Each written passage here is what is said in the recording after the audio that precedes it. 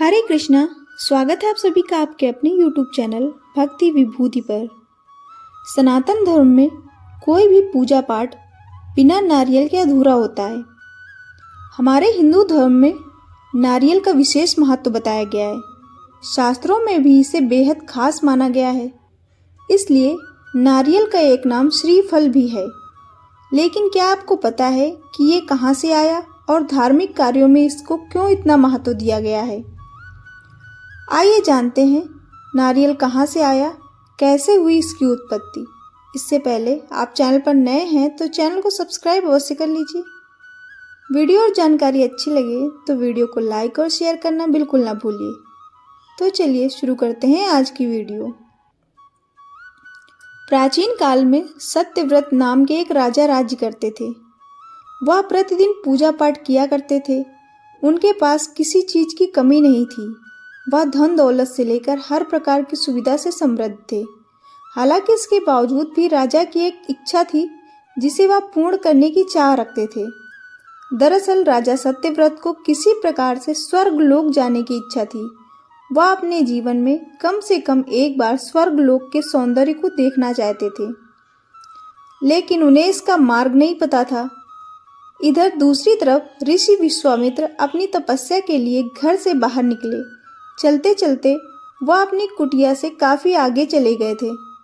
काफी समय बीत गया लेकिन वह नहीं लौटे। इस कारण उनका परिवार भूख और प्यास से तड़प रहा था। राजा सत्यव्रत को जब यह पता चला तो उन्होंने ऋषि विश्वामित्र के परिवार का पालन पोषण करने की जिम्मेदारी ले ली। कुछ समय बाद जब मुनिवर लौटे तो वे अपने परिवार को कुशल देख काफी प्रसन्न हुए।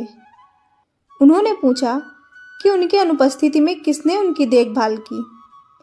इस पर ऋषि के परिवार वालों ने बताया कि राजा ने उनके पालन पोषण की जिम्मेदारी उठाई थी।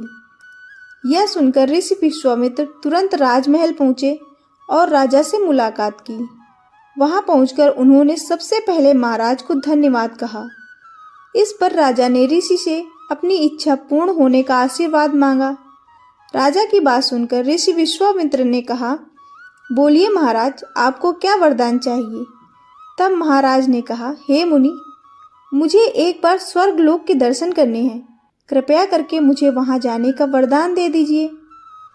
राजा की प्रार्थना सुनकर ऋषि विश्वामित्र ने एक ऐसा रास्ता बताया जो स्वर्ग लोक की ओर जाता था। यह देख राजा सत्यव्रत बहुत खुश हुए। वह तुरंत उस रास्ते पर चल पड़े और स्वर्ग लोक पहुंच गए।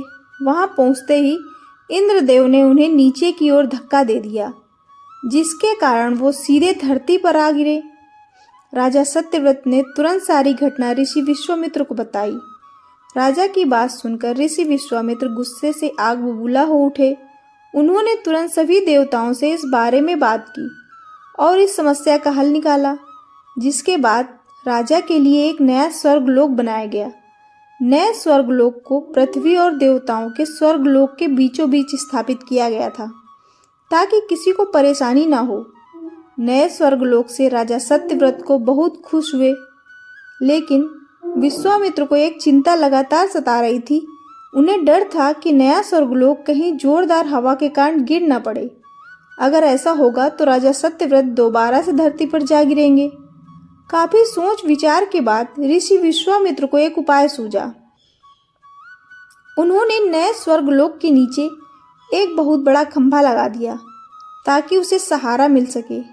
ऐसी मान्यता है कि नए स्वर्गलोक के नीचे लगाया गया खंभा एक विशाल पेड़ के तने के रूप में बदल गया। यही नहीं, कुछ समय पश्चात जब राजा सत्यव्रत की मृत्यु हुई तो उनका सिर एक फल में तब्दील हो गया। तभी से इस खंभे को नारियल का पेड़ कहा जाने लगा, जबकि राजा का सिर नारियल के रूप में जाना गया। यही कारण है कि नारियल का पेड़ इतना लंबा होता है। हिंदू पौराणिक कथाओं के अनुसार नारियल को व्यक्ति के सिर का प्रतीक माना जाता है। पौराणिक कथाओं में ऐसा वर्णित है कि पहले के समय में नर बलि का प्रचलन होता था। इस नर बलि को रोकने के लिए नारियल को सिर का प्रतिरूप बनाया गया। आपको ये कहानी कैसी लगी? कृपया कमेंट करके अवश्य बताएं। वीडियो पसंद आई हो तो वीडियो को लाइक करें और ऐसी ही और भी बहुत सी जानकारियों और कथाओं के लिए चैनल को सब्सक्राइब करें। धन्यवाद।